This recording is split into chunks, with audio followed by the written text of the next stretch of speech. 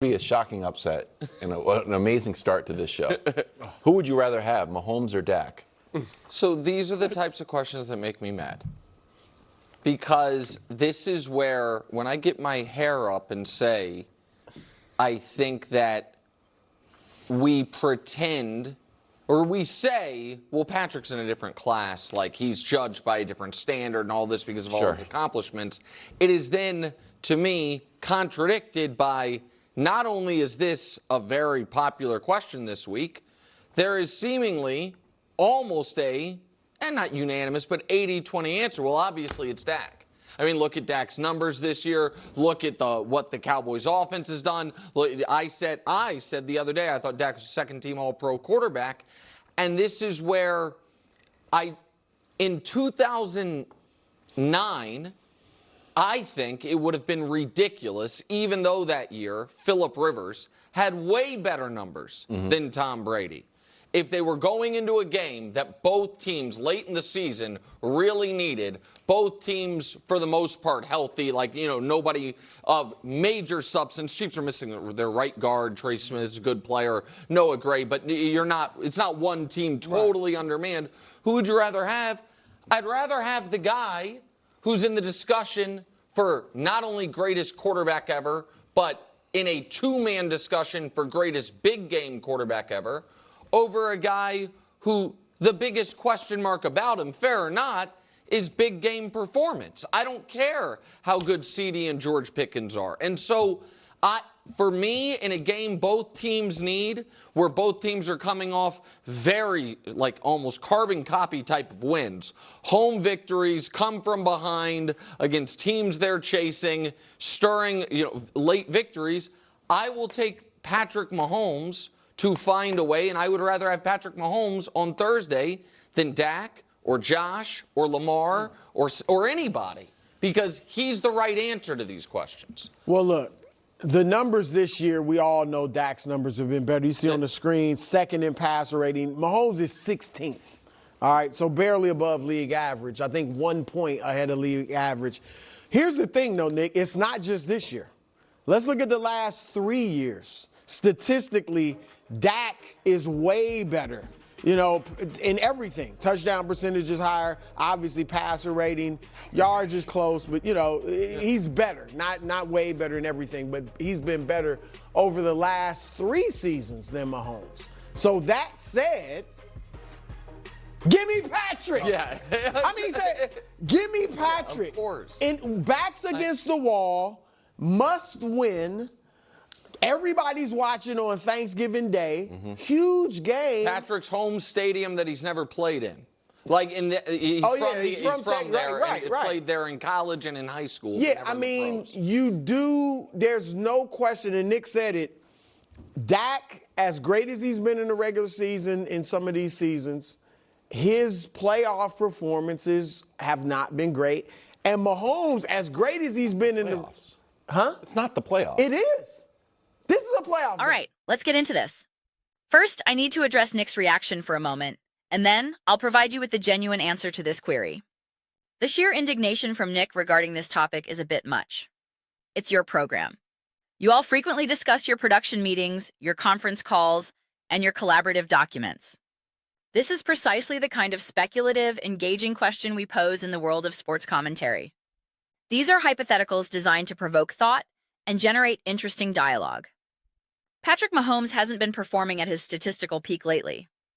So the natural question arises, if you had to choose, who would you prefer right now? Dak Prescott has been playing exceptionally well. Dak or Mahomes? It's a compelling debate. It's perfectly acceptable to engage with these questions in a lighthearted manner. To pretend it's an utterly absurd and insane thing to discuss misses the entire point of sports talk radio. This is the essence of the format. This is what we do. Having established that, it is a completely ridiculous question. It's an insane proposition. What are we even debating? Dak Prescott has unequivocally been performing at a higher level than Patrick Mahomes this season. Therefore, based purely on current form, you would have to select Dak Prescott. It's a conclusion I would never actually voice, because the obvious overarching answer is Patrick Mahomes. We're operating in a dream within a dream right now. We've entered an inception level of layered reality. The undeniable, fundamental truth is Patrick Mahomes. It is obviously Patrick Mahomes. It is without a shadow of a doubt Patrick Mahomes. Now, conversations comparing a Josh Allen or a Lamar Jackson to Mahomes are coherent. They genuinely are. They hold legitimate weight. You can observe comparable levels of resilience and game-changing ability in their performances, particularly in high-stakes situations. A discussion involving Josh Allen, for instance, presents a far more balanced and credible comparison. Even a debate between Jalen Hurts and Patrick Mahomes carries more logical footing because they have literally faced off in 2 Super Bowls. The rivalry between Lamar Jackson and Mahomes hasn't quite reached that same pinnacle of late, and Lamar hasn't always delivered his most dominant performances in those specific matchups. So it's a fascinating landscape. There are certain quarterbacks where I am genuinely willing to entertain the discussion. Let me rephrase that. Over the past couple of seasons, as Patrick Mahomes' statistical output has not been otherworldly, we've engaged in these dialogues. I am open to admitting this and having the conversation. Nick clearly is not, as he consistently retreats to the safety of legacy, invoking the GOAT conversation. But that historical context is irrelevant when we're attempting to analyze performance in the present moment. How are you playing today? When I delved deeper into these analyses, particularly in the 2023 and 2024 seasons, it became apparent that, statistically, Baker Mayfield was performing better, or Tua Tagovailoa was putting up superior numbers. It's acceptable to acknowledge that. However, in many of those instances, even with the statistical advantage, I wouldn't necessarily conclude that quarterback was playing better than Mahomes, regardless of whether Mahomes ended up winning the Super Bowl that year. I don't use the ultimate championship outcome as the sole determinant for evaluating which quarterback was performing at a higher level during the season. I firmly believe, for example, that Josh Allen played better than Patrick Mahomes last year and in previous seasons. I stand by that assessment, but when you examine a quarterback like Dak Prescott, who does not reside in that elite tier with Josh Allen and possesses none of those signature career accomplishments, I place him more in the category of a Tua or a Baker. I believe Dak is the superior player, absolutely. Yet at the same time, I find myself not caring what the current statistics indicate. I genuinely don't. This is especially true because Dak Prescott's entire career, even when you scrutinize the last 3 years, follows a predictable pattern. We all jest about certain analysts and their tomato can arguments, but that has been a consistent theme for Dak. He consistently underperforms. It's not just in high-profile playoff games, but against elite teams in general. He is spectacular and dominant against average and inferior opponents. This has not been the case against great and exceptional teams, a trend that has persisted throughout his career. His record and statistical output against teams with winning records take a nosedive. They absolutely plummet. This is where Cowboys fans engage in remarkable mental gymnastics. They will proclaim, "We are the best team. How dare you doubt us?" Then, when they lose in the postseason, the refrain becomes, "Well, what did you expect Dak to do?" The offensive line was inadequate. The running game was non-existent. The defense, it's a baffling contradiction. The Dallas Cowboys, over the last 3 or 4 years, the core period of their resurgence, where they were winning 12-plus games annually, have been loaded with NFL leaders, Pro Bowlers, All-Pros, top-ranked defenses, and elite offensive lines. Dak has been surrounded by talent. I've detailed this before. I don't have all the data in front of me now, but for the majority of his career since being drafted, he has benefited from strong rushing attacks, formidable defenses, and excellent offensive lines. He has had the necessary pieces around him. He has come up short. Some have attempted to blame the defense for the loss against the 49ers. What are you talking about? That is simply untrue. People invent narratives. You managed only 12 points. Your defense limited the 49ers to 19. I don't want to hear any excuses. The previous year, you lost to a Jimmy Garoppolo-led team where he threw for 172 yards, 0 touchdowns, 1 interception, and posted a passer rating of 67.4. They scored 23 points. Dak's most significant playoff victories and performances have come against teams that were fundamentally flawed or collapsing. They were not impressive opponents. So I have no interest in those excuses. I am genuinely excited for this upcoming game because I truly do not know what the outcome will be. I actually appreciate this "who would you rather have" question more than the repetitive "how badly do the Chiefs need this win?" or "how much pressure is on Dak and the Cowboys?" We've exhausted those topics. This question is more entertaining to me. It allows us to explore the foundational principles of how we discuss, evaluate, and value quarterbacks. It highlights why the analysis cannot be binary. You cannot simply say that, because one quarterback has better statistics, you automatically prefer him over the other. Conversely, you cannot completely disregard statistical performance either. It's a complex interplay. It involves the quality of play, the difficulty of the throws being made, the specific responsibilities entrusted by the offensive scheme, the caliber of the opposition, the coaching. There are a multitude of variables at play. So many variables. This season has been a textbook Dak Prescott campaign. Perhaps this iteration of the team is sufficiently talented, and the coaching staff is adept enough to finally position him to secure a victory in a game of this magnitude. I'll conclude here, as this will likely be my final video today focusing on the Chiefs-Cowboys matchup. My current position, and this is subject to immediate change once I watch the game, is this. I will be genuinely impressed if Dak Prescott and the Dallas Cowboys win this game. I believe the Chiefs are still a formidable and profoundly difficult team to defeat, so a Cowboys victory, particularly one spearheaded by Dak, would leave a strong positive impression on me. On the other hand, such a result would also make a powerful statement about the Kansas City Chiefs. It would suggest they are losing their ability to consistently win these types of challenging games. It would indicate they are no longer the overwhelmingly great and difficult opponent they once were.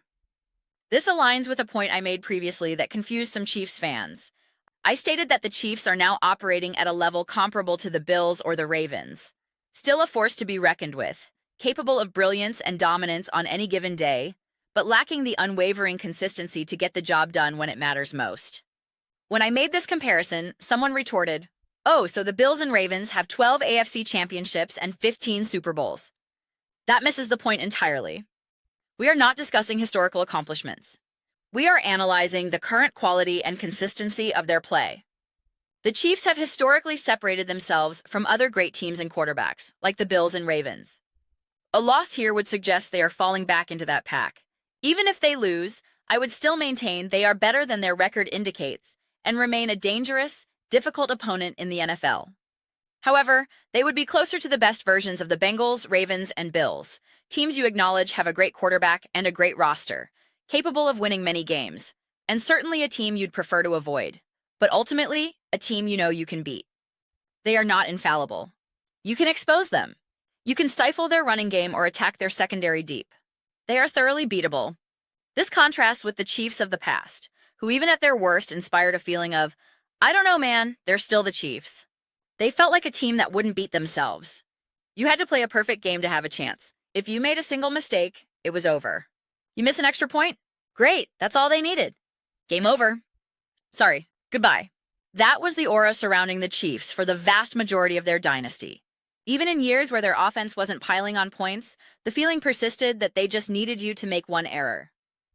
That margin for error has grown narrower in 2023, 2024, and now into 2025. I am fascinated to see how this game unfolds. I truly am. By the same token, if the Chiefs win, if they win decisively and completely stifle Dak and this top-ranked Cowboys offense, my reaction would be, well, it was the Dallas Cowboys. This is par for the course for them. It would prove the Chiefs are still who we thought they were, a contending team, but I wouldn't read too much into a victory over Dak Prescott and the Cowboys. Conversely, if the Cowboys win, my foundational takeaway would be that it was an impressive victory, but it came against a Kansas City Chiefs team that is not the powerhouse of years past. This isn't the 2023 or 2024 Chiefs.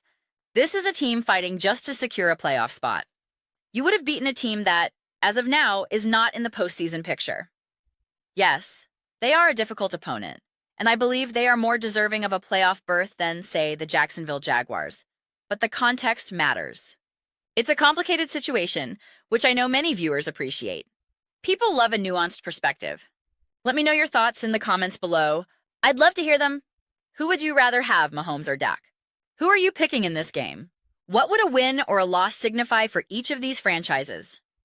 Let me know your thoughts in the comments below. I read every single comment. So, whether you agree with me or disagree with me, let's get some discussions going. Let's get into some spirited debates. But ultimately, let's just have some fun with it. Please consider subscribing. We are building an amazing community here, and I would absolutely love to see you become a part of it. I want to create something we all feel genuinely connected to, something we're truly excited to be involved with. I believe we are well on our way to achieving that. Please don't forget to give this video a thumbs up, as it genuinely helps with visibility and the platform's algorithm. Thank you so much for your time. I'll see you next time.